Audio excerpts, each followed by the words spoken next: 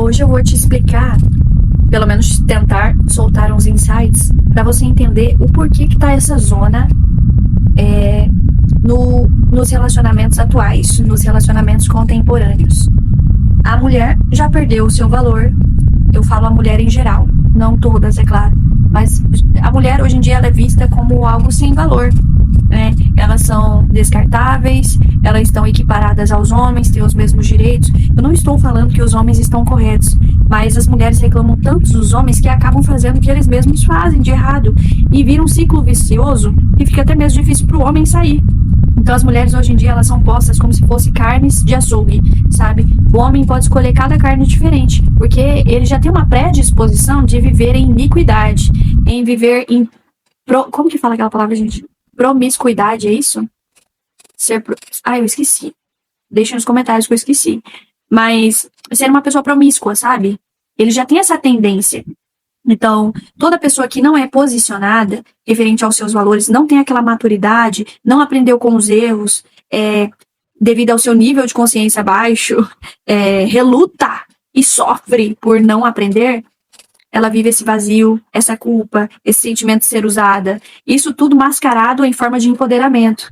Então, hoje em dia, fica bem complicado de alguém respeitar se a gente vive como todo mundo vive. Por isso que aquele ditado é muito antigo e até meio chulo, o modo de falar, mas como a nossa mãe sempre disse, você não é todo mundo. Olha só que verdade absoluta. Então, uma pessoa que não tem princípios, que não sabe quem ela é, que não sabe o que quer e escolhe viver o que quer, ou seja, para eu escolher os meus princípios, eu sei que eu vou ter que deixar uma banalidade de coisas que são muitas, viu? Não são poucas, não. Então, a minha vida vai se esvaziar de tudo aquilo que não presta e vai sobrar poucas coisas. Por quê? Porque o que eu quero é só uma coisa, que é até difícil de achar. Porque quando a gente acha uma pérola, e somente pessoas grandiosas é que tem. Então eu acredito muito no direcionamento de Deus na nossa vida, desde que a gente se posicione, sabe? Não adianta uma pessoa qualquer, promíscua, falar assim, Deus era a minha vida. Tudo bem. Só Deus sonda os corações. Quem somos nós para julgar a vida e as atitudes de outrem, né? Porém, Deus só vai te abençoar quando você se alinhar aos propósitos dele. Então não é qualquer pessoa que vai se conectar com você. É só uma que está escolhida para você. Se assim é o desejo do seu coração. Se você deseja se relacionar com alguém, se você deseja ter um casamento abençoado. E, claro, ninguém casa para separar. Mas geralmente quando o casamento não tem um propósito, não tem uns princípios, e já começa assim, meio que errado, o casal ele vai viver os princípios mundanos, que na verdade nem princípios mais o mundo tem, né? Então vão vivendo e deixa ver no que dá, deixa a vida me levar. Enquanto estiver bom, a gente continua. Se não tiver também, aí cada um pro seu lado. Isso é falta de alinhamento, de propósito, de andar na mesma direção, né? Então, isso é muito profundo. Eu acredito até que eu tenho que estudar muito mais sobre o assunto para poder conseguir me comunicar de forma mais clara para vocês entenderem o tamanho da profundidade que é esse tema. E, enfim, uma pessoa ela pode ser um desastre ou pode ser uma bênção na nossa vida. Tanto que a Bíblia ela sempre nos compara com uma terra frutífera ou não, né? Nós somos uma terra que pode ser adubada. Então, nós ganhamos essa terra, que é o nosso corpo, a nossa vida. E aí você escolhe se você quer adubar ela ou não. Então, tem pessoas que vivem a vida por viver e tem pessoas que depois de um tempo elas entendem que elas precisam ter um direcionamento, uma organização, princípios, elas precisam delimitar diretrizes para a sua vida para poder alcançar coisas maiores. Então, tem milagre, né? Esse é o milagre da vida, é nós quem buscamos o nosso próprio milagre. E não tem um script correto de como a gente deve viver essa vida. É por isso que precisamos ter humildade e ajoelhar a Deus e pedir misericórdia, porque todos nós somos pecadores. Ninguém aqui é exemplo de santidade. Tanto que o apóstolo Paulo, na Bíblia mesmo, ele falava, depois de tanta devoção a Deus, né, e seguindo toda a vontade de Deus, todo o propósito de Deus, ele ainda falava que ele era o pior dos piores. Então, Jesus mesmo, saiu da boca de Jesus. Ele mesmo disse, eu não sou bom, bom é Deus. Então, olha só, e ele é a unidade de Deus, né?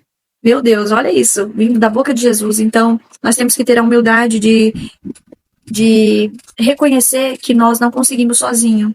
Porque mesmo que a gente opte por andar sozinho, a gente vai quebrar muita cabeça e vai encontrar com pessoas que não estão alinhadas com o propósito que Deus tem para nossa vida. E ele é tão amoroso que a Bíblia mesmo fala que Deus tem pensamentos de paz para nós. Mas ele é tão respeitoso que ele deixa você fazer as suas próprias escolhas de vida. Você não é obrigado a seguir a Deus.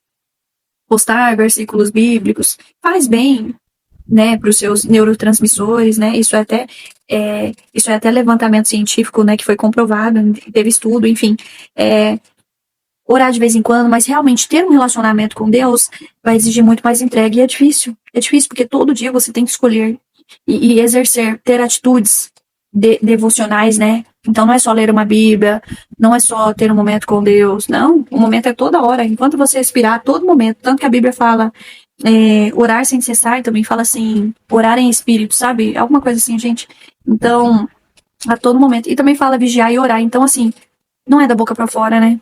O evangelho, ele é muito além. Ele é nas atitudes, é no autocontrole, no domínio próprio que só o Espírito Santo pode nos dar.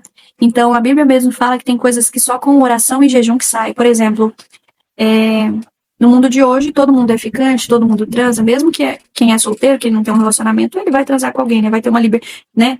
É a liberdade que Satanás chama, né? Mas todo mundo vai sentir um vazio, gente. Isso não é preenchido. É uma lacuna que ainda fica aberta, independente das distrações que você tenha.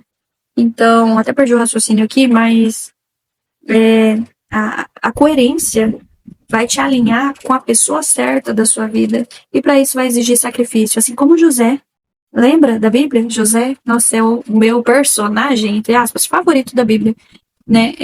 Porque ele estava no palácio do rei, já tinha tido uma confiança ali dos superiores, então ele teve que negar a mulher do próximo devido à fidelidade dele com Deus e para também com seus superiores. Porque a Bíblia mesmo fala, não trabalhe para os homens, trabalhe como se fosse para Deus, que aí você vai fazer tudo muito bem feito. Então ele tinha muito isso, a lealdade, mas a lealdade com os próprios princípios, que na verdade são os princípios de Deus. Então ele se alinhou ao propósito porque ele queria a bênção dele. E a bênção dele não viria da desobediência. Mas hoje em dia isso está tão perdido, e hoje em dia isso é religiosidade.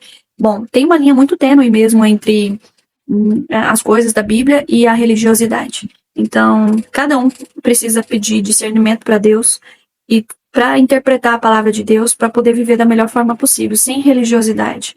Mas a palavra é puro amor, né? Então é isso, não é dor. As nossas escolhas causam dor. E as nossas escolhas, nós não sabemos nem o dia de amanhã, nem o próximo minuto. Quem dirá se a outra pessoa realmente é uma pessoa de Deus para a nossa vida, né?